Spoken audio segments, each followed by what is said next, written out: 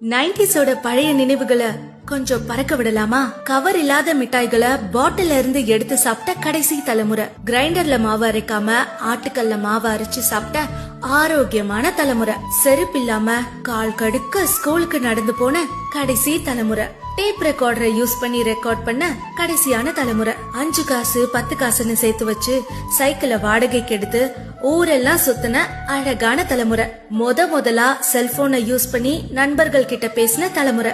நாங்க வளரும் போது டெக்னாலஜியும் எங்க கூட சேர்ந்து வளர்ந்துகிட்டே தான் இருந்தது. ப்ரோ, டியூட், அங்கிள், ஆன்டின்னு அந்நியமா கூப்பிட்டவங்க இல்ல. நாங்க அத்தை, மாம, மச்சான்னு உரிமையோட பழகினவங்க. இப்ப மாதிரி கிரவுண்ட் எல்லாம் அப்ப கிடையாது. தெரு தான் எங்களோட கிரவுண்டே.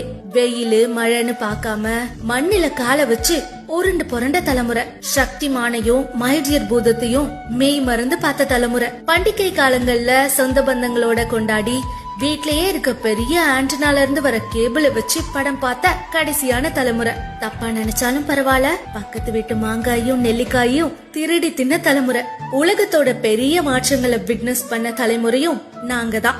இனிமேலாச்சு 90ஸ்னா கிரிஞ்சே பண்றவங்க, கல்யாணம் ஆகாதவங்கன்னு டீஸ் பண்றதை விடுங்க. உணர்வுகளையும் உறவுகளையும் உணர்ந்து வாழ்ந்தவங்க நாங்க. நான் ரொம்ப பெருமையா சொல்லிப்பேன், நான் ஒரு 90s கிட்னு.